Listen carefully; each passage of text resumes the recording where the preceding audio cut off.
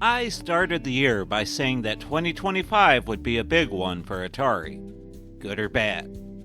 It would tell us a lot about where the company is going for the next few years, and it would lay the foundation for their success or for their failure. We knew a few things at the start of the year. We knew that Atari and My Arcade had big plans for the holiday season, but that felt forever away at the time. We also knew that the Plus consoles would be getting some support, and we were waiting to see how Atari would continue to approach the VCS. Most of all, we were hoping to see the results of Atari's many acquisitions from the years prior. And boy, Atari didn't disappoint us in 2025. But it's been a long year, and I'm sure that a few things have been lost to our memories already. Technology and video games are moving faster than ever, and today's news is tomorrow's forgotten history. So let's point out the big events for Atari, its partners, and their fans in 2025, and discuss the good, the bad, and the just plain confusing. So without any further delay, this is the year in review for Atari in 2025.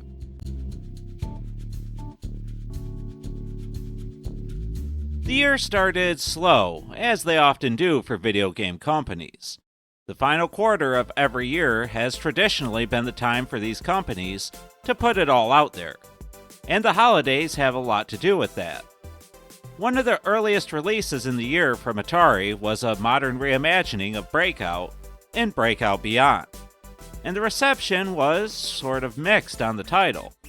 I personally found it to be just okay, but far from the high expectations I was beginning to have for my favorite video game company. We had also received iRobot, which was another title that reimagined a cult classic for the retro gaming juggernaut. iRobot never had the mass appeal or success of Atari's other titles, like Breakout, but it's a game with an interesting history and a lot of potential. iRobot was given over to Jeff Minter, and he put his usual spin on things for this April release. A lot of people seem to enjoy this game, but it seems to be lacking the mass appeal that Atari was probably hoping for, so it seemed to be forgotten just as quickly as it came out.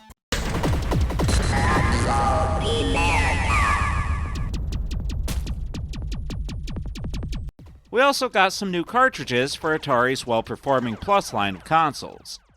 In July, they started shipping titles such as Super Circus Atari, Countermeasure 2, Avalanche, and Dark Chambers. But the biggest title from this wave was far and away Tiger Heli, a toe plan shooter that had previously seen release on the NES back in the 80s. And it proved to be an excellent title for 7800 owners, both old and new.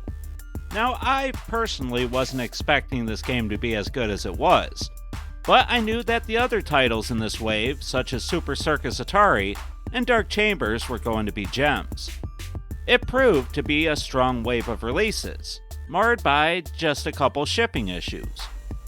One main issue I saw on Facebook was people receiving their games damaged, specifically from Amazon, who were shipping the games in the recycled brown paper envelopes, and it proved to be a bad idea.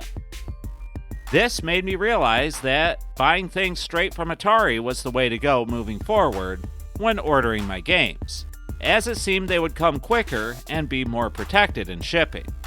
Or so I thought.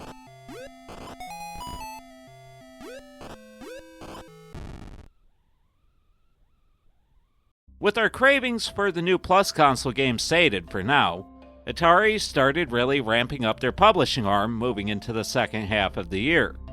They had their names attached to games like the Mortal Kombat Collection, Bubsy Collection, and Wizardrum from Apogee. But not too many of these titles were finding their way onto Atari's home console, the Atari VCS 800. If you're a VCS owner hoping to get all the Atari published and developed games, then 2025 had to have been one of the worst years yet. We got the previous two games I mentioned in iRobot and Breakout Beyond, but it would be quite a while before something from Atari would hit the system again. Luckily, indie developers were there to save the day and pick up the slack, as they continued to put out a bevy of excellent games, as they always have. Kraz Productions had a massive year on the console, bringing out lots of excellent and hard-to-find Atari 2600 homebrew games, along with a game that pulled off things nobody thought possible on the VCS. For a long time, we were told that games programmed in Unreal Engine would be hard to port to the VCS, if not outright impossible. But Last Stop has shown us the light. Last Stop is a horror walking simulator in the same vein as PT. While I personally didn't care for it much, plenty of other people really seemed to dig it. And there's no denying its importance when showing developers what could be done on the console.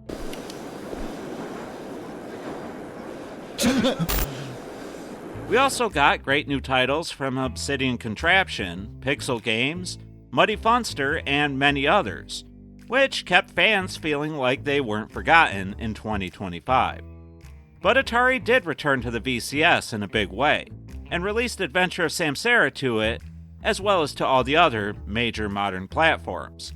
And boy, Adventure of Samsara was the definition of a hidden gem.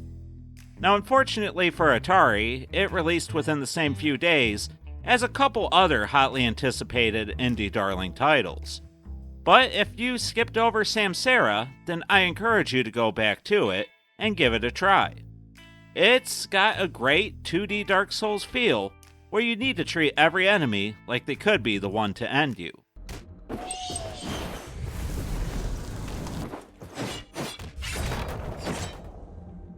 And this leads us nicely into the end of 2025, where things ramped up immensely.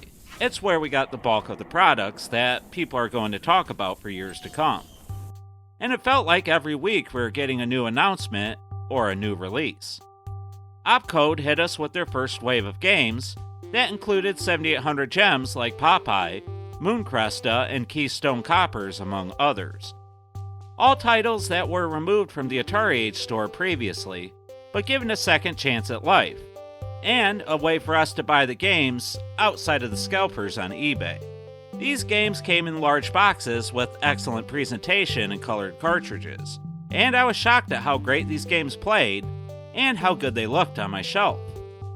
But we got more homebrew from Atari Age as well.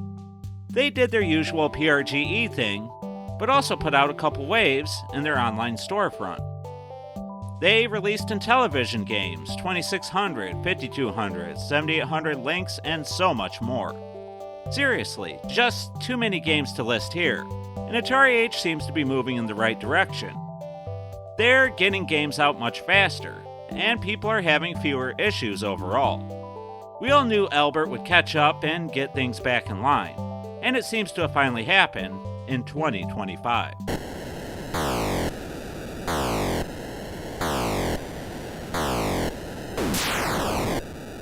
But My Arcade and Atari's collaboration in the GameStation Go might prove to be the year's biggest and most successful release for both companies. And this has to be great news for Atari. The GameStation Go was hyped up to no end for over a year, and they had to deliver something excellent. Now, not everybody loved the GameStation Go, mind you, but most Atarians did. The unique control methods, such as trackballs, spinners, and number pads, really elevated the product to success, and many gamers are hoping that My Arcade continues to support the handheld for a very long time to come. But we'll have to wait and see. My Arcade and Blaze both released mini keychain handhelds using Atari branding in games, and they had mixed reviews. The Atari Pixel player from My Arcade is fine. It features 25 Atari 2600 games, but looks kinda generic and boring to me.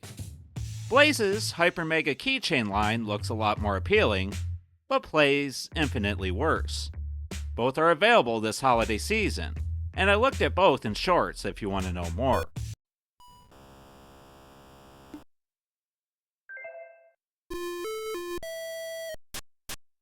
We also got our second and final wave of Plus console releases around this time too.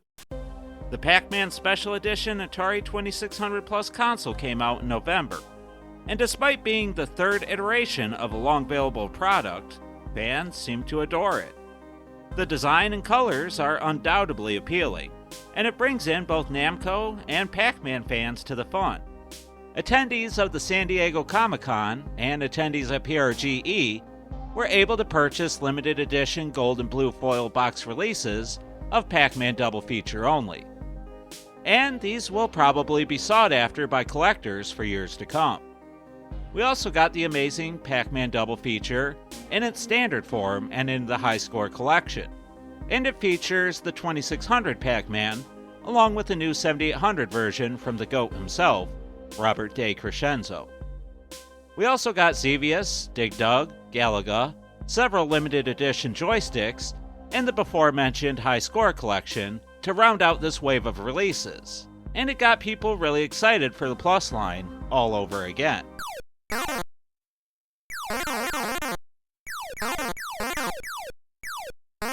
Now, many of us thought this would be the end of 2025 in Atari's product lineup, but they had one more surprise for us, and for Intellivision fans in particular.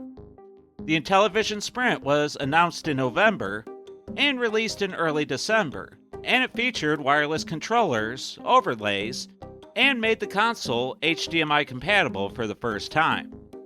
Now, this isn't like the 2600 or 7800 Plus, as you don't need cartridges, but simple ROM files. And many people are preferring this digital method to the old crusty cartridges that, well, many of us no longer want to keep.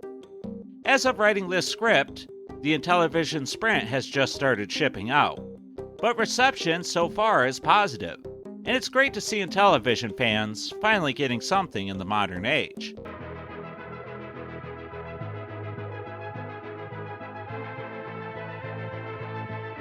So the final release in 2025 that I want to hit on was a late-in-the-year collaboration with Deadmau5. They announced that a 7800 title would be made available at a pop-up shop in Denver, and then shortly thereafter made available to the rest of the world. For $70, you could get Food Fight wrapped in Deadmau5 graphics, and this appeared to be a rare miss for Atari in this year.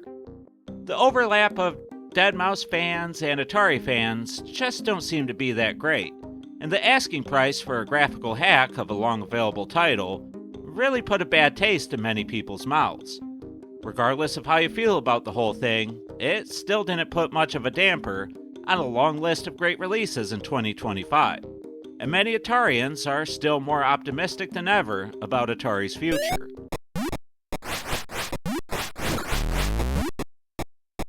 And it's been a great year. Atari has been busy, and they're trying a lot of things that just make sense for the company. They're releasing stuff on the IPs they have obtained, with the Intellivision Sprint and the Bubsy collections, not to mention the M-Network releases and the new Bubsy game. They continue to make smart choices for their Plus line of consoles, and they've done a lot to get their name back into the minds of gamers in a very positive way. The Atari 50th collection got yet another DLC in the Namco collaboration, and it proves that they're continuing to support the things that Atarians have enjoyed, whether it be the games they purchased, the hardware that they bought, or the consoles. Atari's commitment to their fans has been a very large bright spot, at least in most areas, and it's the thing they have been doing best in 2025. They are the retro company, and they hold the key to many people's nostalgia moving into 2026. But it hasn't been all positive, and I'd like to hit on some things that they need to improve on before giving my final thoughts to this year. Customer service and shipping are sore spots. I had mentioned how I thought ordering from Atari would be the right move after Amazon's shipping issues, but Atari has been having nothing but issues to end 2025. Deadmau5, a premium $70 graphical hack that many people were already iffy on, shipped in envelopes like what Amazon used, and it resulted in several products getting absolutely destroyed in shipping. Destroyed? Damaged, I guess. Regardless, I have to give them credit as I have heard at least from one person that they're now using boxes and shipping the Deadmau5 game moving forward. And if that's true, then I commend Atari for doing this. Just remember the protective materials inside of the box. It's just as important. Atari's customer service also feels woefully neglected, and this isn't new for 2025. It's been an ongoing issue. And for as long as I've been buying from this new iteration of Atari, I've been having issues in getting responses from customer service. You have to expect to wait 24 to 48 hours to hear back from them, and then you'll have to wait the same amount of time for every other response thereafter. The final issue in 2025 was the lack of support for the Atari VCS.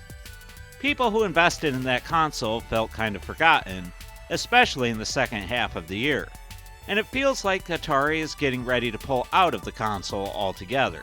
Now, I'm not saying that the storefront will go away or anything like that, but it's probably going to be left for the indie devs in 2026 and beyond.